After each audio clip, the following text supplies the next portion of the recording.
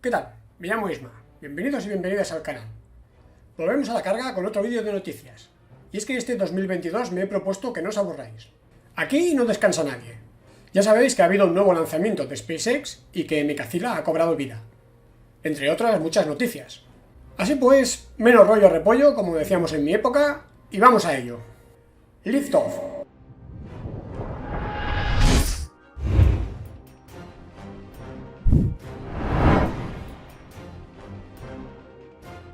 Hace más de 20 años, concretamente desde noviembre del año 2000, que la humanidad mantiene presencia continuada en el espacio.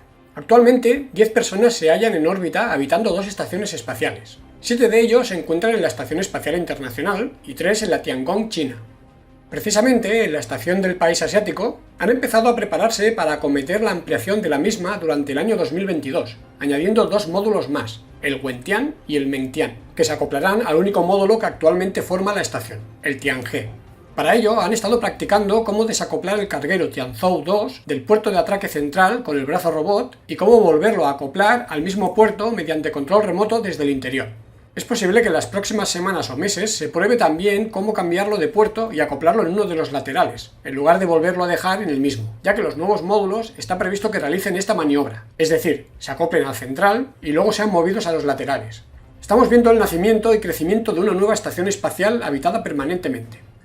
Los 10 aspirantes a astronautas finalistas, 4 mujeres y 6 hombres, elegidos de entre 12.000 candidatos, empezaron el día 10 de enero su entrenamiento y formación de 2 años de duración para poder ser futuros tripulantes de la Estación Espacial Internacional y, ¿por qué no?, ser los próximos seres humanos en pisar la superficie de la Luna o los primeros en pisar Marte. ¿Puede haber mejor época para ser astronauta? Curiosamente, la NASA cuenta actualmente con 44 astronautas en activo. Un número muy bajo si lo comparamos, por ejemplo, con los 150 astronautas con que contaba en el año 2000. En la agencia estadounidense son muy conscientes de que tal como está evolucionando el panorama aeroespacial, van a necesitar varias promociones más como esta última en los próximos años. ¿Voluntarios?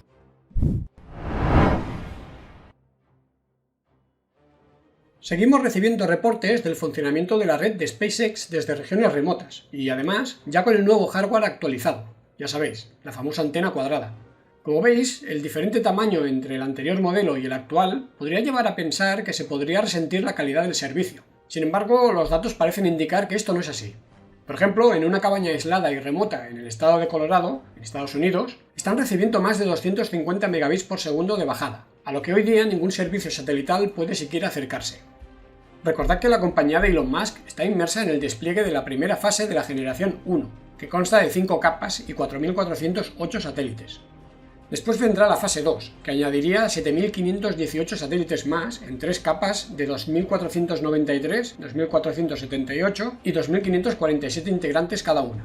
En total, 11.926 satélites. Además, como seguramente muchos de vosotros recordaréis, la compañía afincada en Hawthorne tiene previsto desplegar una nueva constelación de segunda generación que constaría de casi 30.000 satélites. Hace meses que la FCC, la Agencia Federal de Comunicaciones, está estudiando esta última propuesta y recientemente ha pedido a SpaceX una serie de aclaraciones al respecto de la misma. Gracias a las respuestas hemos sabido que la compañía ha descartado lanzar esta segunda generación con los lanzadores actualmente operativos, Falcon 9 y Falcon Heavy, y que, debido a los avances en su desarrollo, ya solo contempla desplegarla con la Starship. Además, aseguran que estarían en disposición de realizar el primer lanzamiento en marzo. Por supuesto, en la práctica esto no va a ser posible, ya que tendremos suerte si en ese mes se puede intentar el primer lanzamiento orbital del sistema.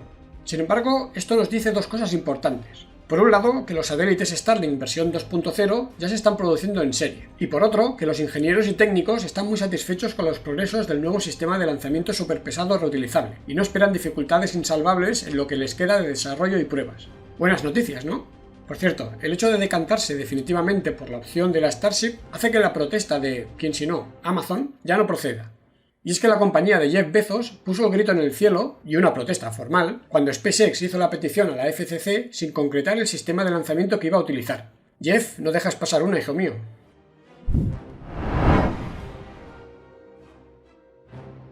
Esta semana SpaceX ha lanzado una misión, la Transporter 3, de la que hablaremos más adelante en detalle, que vale la pena. Este mes se esperan 2 misiones más, como mínimo.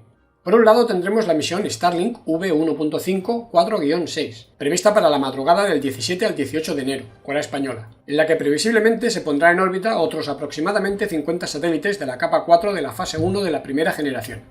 El lanzamiento se realizará desde la rampa LC-39A del Kennedy Space Center, y seguramente se utilizará la primera etapa B-1060, que volará por 10ª vez. Por cierto, el mismo día en que se lanzó la misión Transporter 3, la barcaza ASOC partía rumbo a la zona de recuperación en el Océano Atlántico. Posteriormente tendremos la misión CSG-2, prevista para la madrugada del 27 al 28 de enero, también hora española, desde la rampa SLC-40 de Cabo Cañaveral. Se lanzará un satélite de observación terrestre de la Agencia Espacial Italiana, y dada la masa del mismo, de poco más de 2 toneladas, podríamos volver a ver un aterrizaje en tierra firme, esta vez nocturno. El siguiente lanzamiento podría ser, con permiso como siempre de las misiones Starlink, la misión NROL-87, prevista para el día 2 de febrero. Como curiosidad, podría utilizarse un booster nuevo, el B-1071. Sé que muchos os estaréis preguntando, ¿y el Falcon Heavy para cuándo? La verdad es que no conocemos fechas tentativas, pero parece que la misión USSF-44, la primera del cohete más potente en servicio este año, no se llevaría a cabo hasta marzo. A seguir esperando, chicos. Por cierto, en el pasado noticiario comentamos el lanzamiento de la misión Starlink 4-5, y hay que decir que tanto las dos mitades de la cofia como la primera etapa B-1062 llegaron sanas y salvas a Port Cañaveral a bordo del barco de apoyo DOC y la barcaza ASOC respectivamente.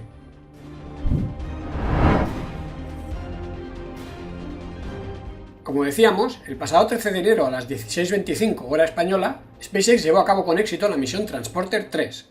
Era el segundo lanzamiento orbital del año para la compañía, y también a nivel mundial, y supuso la tercera misión del programa SmallSat Rideshare, para satélites ligeros, que busca competir con los pequeños lanzadores de compañías como Virgin Orbit, Rocket Lab o Astra, entre otros, ofreciendo una especie de servicio de autobús a órbita baja por precios que parten desde el $1.000.000 por una carga inferior a 200 kilos. Esta vez se pusieron en órbita 105 satélites para múltiples clientes de hasta 20 países, lejos del récord que ostenta la propia compañía desde la misión Transporter 1, con 143 satélites. Tanto España como Argentina tenían especial interés en esta misión, ya que ambos países contaban con inquilinos entre los 105 afortunados.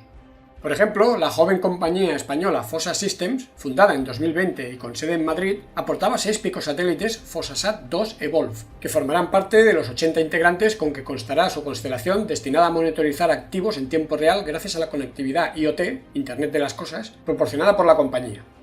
La primera etapa utilizada fue la B-1058, que era la tercera en llegar a los 10 vuelos, después de la B-1049 y la B-1051, pero que ha sido la más rápida en hacerlo, tardando 593 días, algo más de un año y 7 meses. Debido al peso combinado de las cargas y a la órbita heliosíncrona destino, la primera etapa podría volver a tierra firme y realizar un aterrizaje en la rampa LZ-1 de Cabo Cañaveral, en Florida. De hecho, sumado a que iba a ser un lanzamiento diurno en unas condiciones de visibilidad excelentes, prometía, como así fue, imágenes espectaculares y emociones intensas. Por su parte, las dos mitades de la cofia eran nuevas e intentarían ser pescadas del mar mediante el barco de soporte Bob, situado esta vez al norte de Cuba.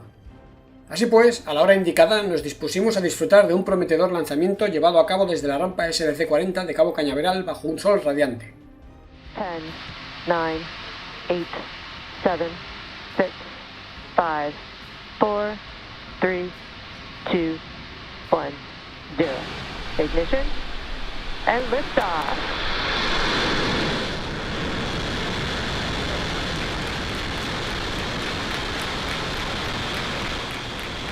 Vehicles pitching downrange. Ya en los primeros segundos del lanzamiento veíamos claramente que las imágenes iban a dejarnos sin respiración. Las vistas desde las cámaras de tierra eran excelentes, así como la calidad de las imágenes de las cámaras situadas en el propio vehículo, desde las que veíamos nítidamente la costa de Florida y las rampas de las instalaciones del Kennedy Space Center y Cabo Cañaveral.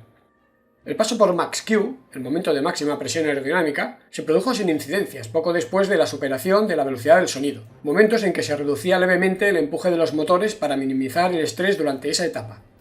Poco a poco, a medida que ganaba altura, los gases de escape de los 9 motores Merlin 1D se expandían debido a la disminución de la presión atmosférica y unos 2 minutos y 20 segundos después del lanzamiento se iniciaba la secuencia de separación de ambas etapas a más de 60 km de altura y casi 6.000 km por hora. En primer lugar se apagaron los motores principales de la primera etapa, MECO o Main Engine Cutoff, y seguidamente se separaban las dos etapas. A partir de ese momento disfrutamos de imágenes totalmente alucinantes del encendido de retorno, pushback, en la primera etapa, que se producía después de que ésta se reorientase gracias a los impulsores de nitrógeno de RCS. También podíamos ver el encendido del motor de la segunda etapa, como de costumbre. Como podéis ver, tuvimos imágenes de todas estas maniobras desde cámaras telescópicas en tierra firme, lo que nos deja momentos para el recuerdo. La primera etapa cancelaba buena parte de su velocidad horizontal hasta que se apagaba el motor a algo más de 115 km de altura y 2.400 km por hora, situándose correctamente en trayectoria de retorno. Mientras seguía ganando altura por la inercia, se desplegaban las rejillas aerodinámicas de titanio y continuaba perdiendo velocidad. Poco después se producía la separación de ambas mitades de la cofia en la segunda etapa, y a continuación, la primera etapa llegaba a su apogeo, a 141 km de altura y una velocidad horizontal en dirección a tierra firme de 1.100 km por hora. A partir de ahí empezaba a caer de nuevo, mientras se orientaba con los impulsores laterales y podíamos ver de nuevo imágenes de la costa atlántica de Florida acercándose lentamente. Algo más de 6 minutos y medio después del lanzamiento se producía el encendido de reentrada atmosférico a unos 54 km de altura y más de 4.700 km por hora, que reducía la velocidad del vehículo en más de 2.000 km por hora en unos 20 segundos, a unos 30 km de altura. A partir de ese momento, una vez la densidad atmosférica había aumentado lo suficiente, el Falcon 9 B1058 empezaba a maniobrar con las rejillas aerodinámicas de titanio, controlando con precisión su trayectoria a medida que la superficie se acercaba más y más.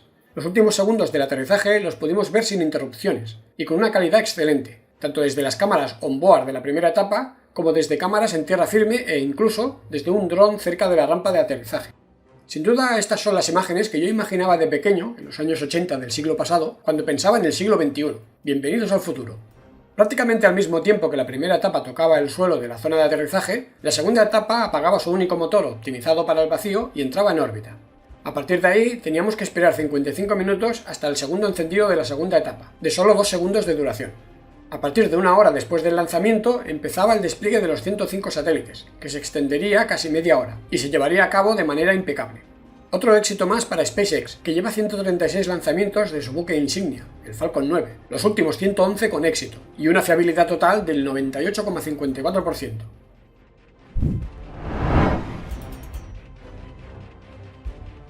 Unas horas después de la misión Transporter 3 de SpaceX, Virgin Orbit llevaba a cabo la misión Above the Clouds, la cuarta de la compañía en toda su historia y la tercera con éxito. Esta compañía compite en el mercado de lanzamientos de pequeñas cargas con el programa Small Shot Rideshare de la compañía de Elon Musk.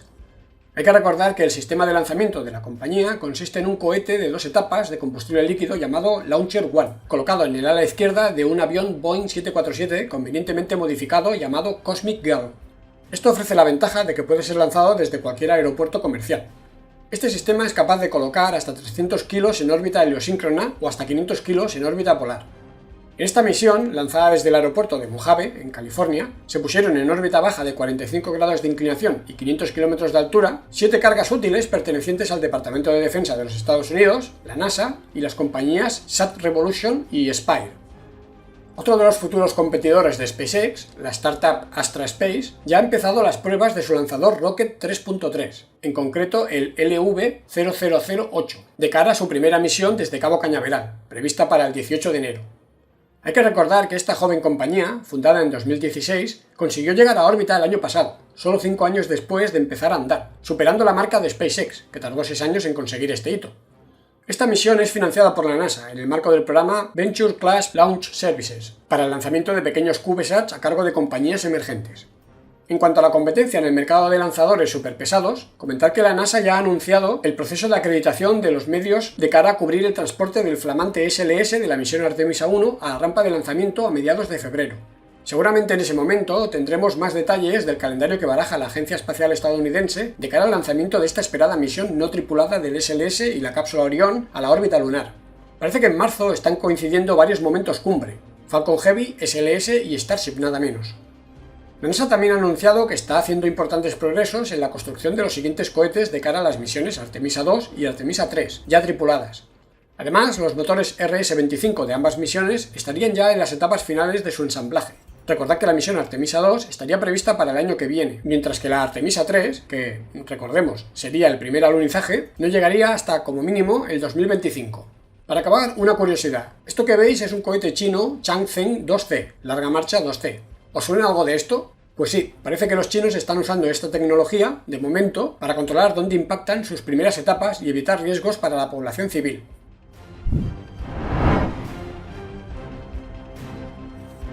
Por supuesto, hay que abrir esta sección de miscelánea con los progresos del telescopio espacial James Webb. En el último vídeo comentamos que ya se desplegaron todos los elementos de esta compleja máquina. Pues bien, el pasado 12 de enero la NASA confirmó que todos los motores destinados a mover los espejos funcionan correctamente. Cada uno de los 18 espejos hexagonales principales tiene 7 motores que permiten moverlo con una precisión de 10 nanómetros, una 10.000ª parte del grosor de un cabello humano.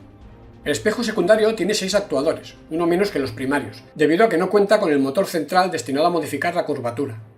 Durante los próximos días se seguirán realizando pruebas con los motores hasta que en poco más de una semana tengamos la inserción en la órbita en halo en L2, destino final del instrumento. El telescopio ha cubierto unos 1,3 millones de kilómetros, aproximadamente el 88% de la distancia hasta su objetivo, y de momento su comportamiento está siendo impecable. Hablando de telescopios, comentar que IXPE, lanzado por un Falcon 9 de SpaceX y diseñado para realizar observaciones en rayos X, ha finalizado su fase de puesta en marcha y ya solo queda calibrar sus instrumentos, lo que hará observando los restos de supernova Cassiopea A. Veremos qué nos cuenta en los próximos años.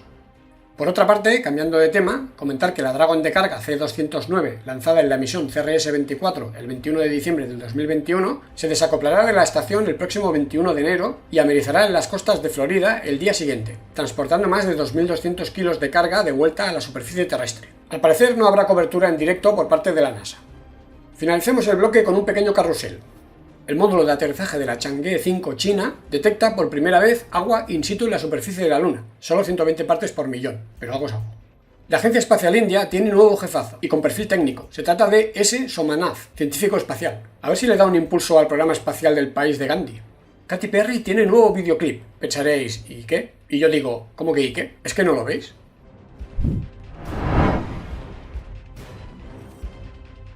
La sonda InSight, una de las 3 que la NASA tiene en la superficie del planeta rojo, y la única que no tiene capacidad de desplazarse, ha entrado en modo seguro debido a una tormenta de polvo local con el objetivo de conservar energía. De momento la sonda está estable, y no parece probable que se agoten las baterías antes de que finalice la tormenta. Por otro lado, Perseverance sigue proporcionándonos información muy jugosa. En las últimas rocas que ha examinado, el rover se ha encontrado una misteriosa capa púrpura que los científicos aún no saben explicar, pero se cree que el origen de estas manchas podría revelar pistas sobre el pasado del planeta rojo y la posibilidad de que haya albergado vida con anterioridad. Sea como sea, serán necesarios más estudios y análisis para desentrañar los secretos de este nuevo misterio. De momento, el rover está en plena forma, como lo demuestran las últimas fotos de las ruedas que nos ha enviado. Tienen buena pinta, ¿no?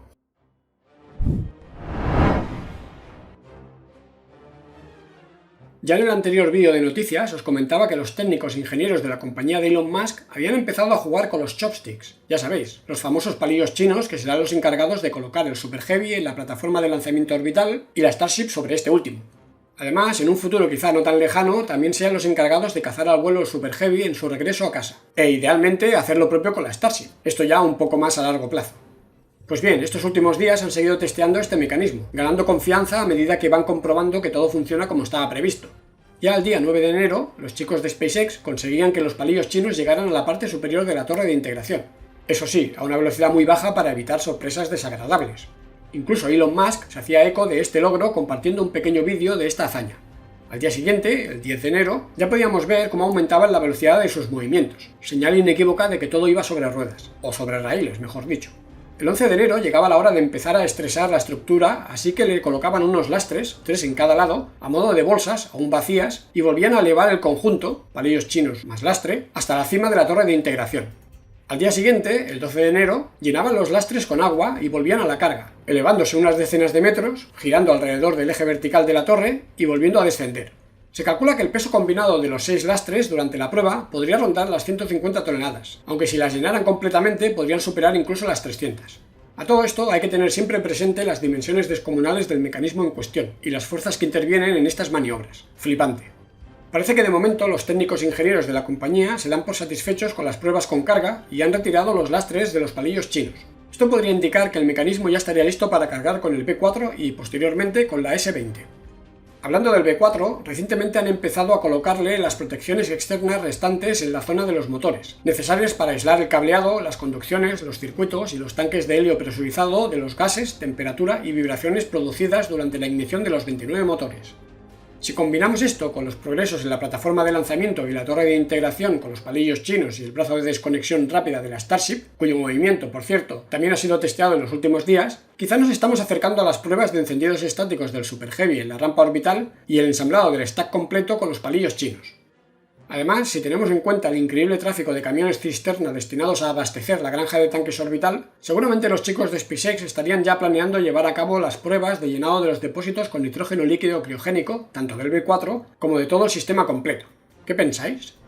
En la zona de fabricación, el nuevo edificio de ensamblaje vertical sigue creciendo a base de paneles prefabricados. Actualmente se está completando el tercer nivel, y una vez que los técnicos acaben de asegurar la estructura, se procederá con el cuarto. A este ritmo, esta infraestructura estará terminada sin duda el mes que viene. El B7 sigue su progreso en el Hype y recientemente se ha visto en la zona superior de los tanques de combustible delante del edificio de integración vertical. Al tanque de pruebas B2.1 se le ha vuelto a retirar la cubierta y las cuerdas destinadas seguramente a pruebas de presión por compresión, así que tal vez hayan cambiado de idea respecto a su futuro. Por otro lado, comentar que el prototipo de Super Heavy B3 ya ha sido completamente retirado de la rampa suborbital A y está siendo desguazado por los operarios. Asimismo, el muro de contención que separaba la rampa de lanzamiento orbital de la zona de aterrizaje ha sido también prácticamente desmantelado. Otra señal más de que los próximos aterrizajes en la zona van a ser directamente sobre la torre de integración, donde Mechazilla va a tener que trabajar de lo lindo. Quizá no tengamos que esperar tanto para ver imágenes como estas, ¿no os parece?